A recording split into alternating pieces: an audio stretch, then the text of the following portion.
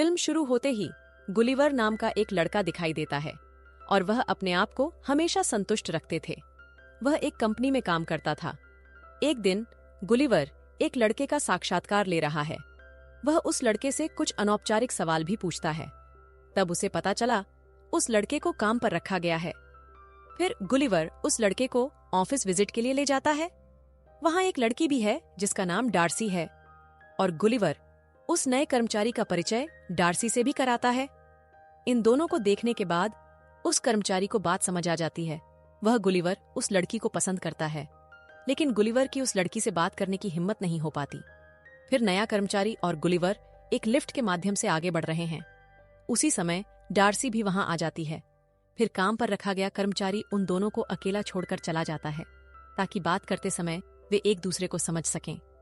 आने वाले दिन में गुलिवर को कार्यालय में पुनः बनाते हुए दिखाया जाएगा। इसी बीच किराए का कर्मचारी वहां पहुंच जाता है। वह गुलिवर से कहते हैं, क्या आप जानते हैं कि मुझे पदोन्नत किया गया है? मैं अब तुम्हारा मुखिया हूं। फिर वह नौकरी पर रखा गया कर्मचारी भी गुलिवर से कहता है कि यह तुम्हारा स्वभाव ही है जिसने तुम्हें अब तक पदोन्नति नहीं होने दी, इसलिए आपको अपना स्वभाव बदलना चाहिए। आपके स्वभाव के कारण डार्सी के मन में अब तक आपके लिए कोई भावना नहीं है। यह सुनकर गुलिवर थोड़ा चिंतित हो गया। बाद में वह डार्सी के कार्यालय में चला जाता है। उनके पास जाकर वह एक यात्रा सूचना प्रपत्र उठाता है। डार्सी उससे पूछता है, क्या तुम्हें यात्रा करना पसंद है? इस पर गुलिवर कहता है, हाँ, बहुत रुचि। वह बताते हैं कि मैंने न्यूयॉर्क, इंग्लैंड और यहाँ तक कि भारत की भी यात्रा की है। ये जानकर डार्सी को अच्छा लगता है।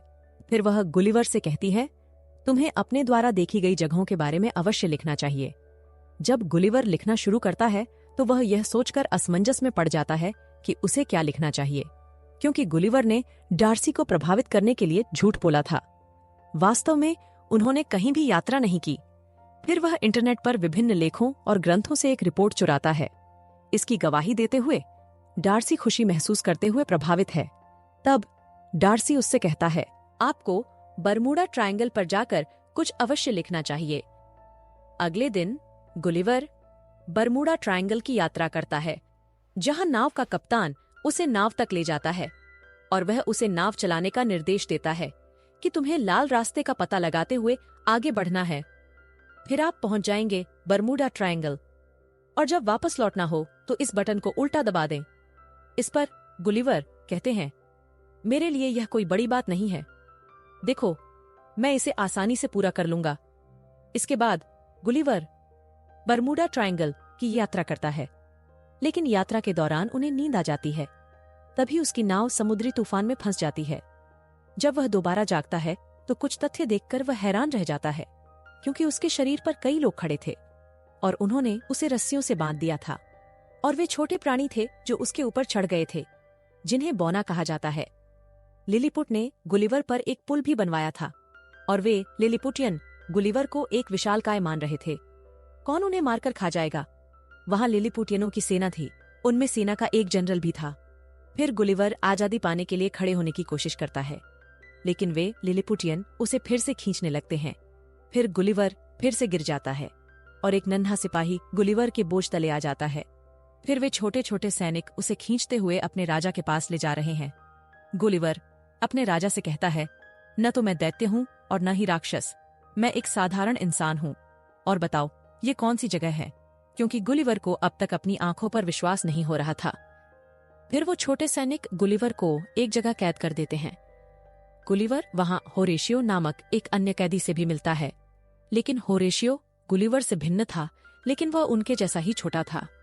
गुलिवर होरेशियो से पूछता है, तुम यहाँ क्यों हो?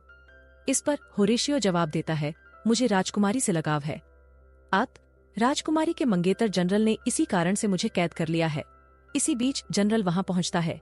गुलिवर जनरल से कहता है, तुम मूर्ख व्यक्ति हो। जनरल ने उससे पूछा, बेवकूफ का मतलब क्या है? गुलिवर का कहना है कि मूर्ख का अर्थ दुस्साहसी व्यक्ति है। बाद में जनरल खुद को बेवकूफ कहना शुरू कर देता है। एक दिन जनरल गुलिवर को गाड़ी में बिठाता है और उस पर सवार होता है, लेकिन उनके क्षेत्र पर दूसरे प्रतिद्वंद्वी राज्य द्वारा हमला किया जाता है और पूरे महल में आग लगा दी जाती है। इसके अलावा राजकुमारी के अपहरण का भी प्रयास किया गया। वहां आकर गुलिवर राजकुमारी को बचा लेता है। पर गुलिवर कहता है, मैं एक शर्त पर दावत के लिए वहां रहूंगा। वह होरेशियो जारी किया जाना चाहिए। तब राजा गुलिवर से सहमत हो जाता है और होरेशियो रिलीज हो गई है। फिर गुलिवर, राजा और सभी के साथ भोजन कर रहा है वे लोग।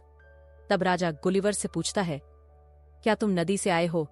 इस पर गुलिवर कहता है, नहीं, मैं न्यूयॉर्क से आया हूं। तब सभी सोचने लगते हैं कि वह न्यूयॉर्क के राष्ट्रपति हैं। यह जानकर गुलिवर वहां शेखी बघारने लगता है, कैसे?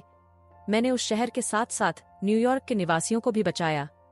अब मैं न्यूयॉर्क का शक्तिशाली और बुद्धिमान राष्ट्रपति हूं। तब राजा ने उसे आश्वासन दिया कि हम शीघ्र ही तुम्हारी नाव खोज निकालेंगे। राजा गुलिवर के लिए एक भव्य घर बनाता है, तो गुलिवर वहां सामान्य जीवन जी सकता है। फिर दिखता है कि गुलिवर और होरेशियो बात कर रहे हैं कि राजकुमारी कैसे प्रभावित हो सकती है। समय बीतने के साथ होरेशियो वही करता है जो गुलिवर उससे कहता है, और गुलिवर होरेशियो से भी मूर्खतापूर्ण कार्य करवाता है, जैसा कि वह स्वयं भी करता रहता है। इसके बावजूद राजकुमारी होरेशियो से प्रभावित हैं। उसी रात गुलिवर की नाव की खोज करता है, क्योंकि जनरल गुलिवर को उस जगह से छुड़ाना चाहते थे। गुलिवर नाव में अपना सेल फोन प्राप्त करने में सक्षम है। डार्सी के ध्वनि संदेश की एक सूचना है। गुलिवर इसे सुनना शुरू करता है। डार्सी ने ध्वनि मेल के माध्यम से एक संदेश दिया है, मैं आपसे मिलने के लिए वहां पहुंच रहा हूं।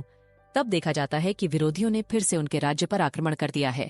तभी होरेशियो वहां आकर गुलिवर से कहता है कि हमारे राजा ने तुम्हें हमारे राज्य का सेनापति चुना है, तो अब आपको हमारे राज्य की रक्षा करनी होगी। फिर गुलिवर विपक्ष का सामना करता हुआ दिखाई देता है। वह उन्हें समझाने की कोशिश करता है, यहां से पीछे हट जाओ, लेकिन विरोधी गुलिवर को नजरअंदाज कर देते हैं और वे उन पर पत्थर फेंकना शुरू कर देते हैं। गुलिवर को कोई नुकसान नहीं होता। फिर गुलिवर उनकी नाव को खींचते हुए किनारे पर ले आता है। इस प्रकार गुलिवर अपने राज्य को सुरक्षित कर लेता है।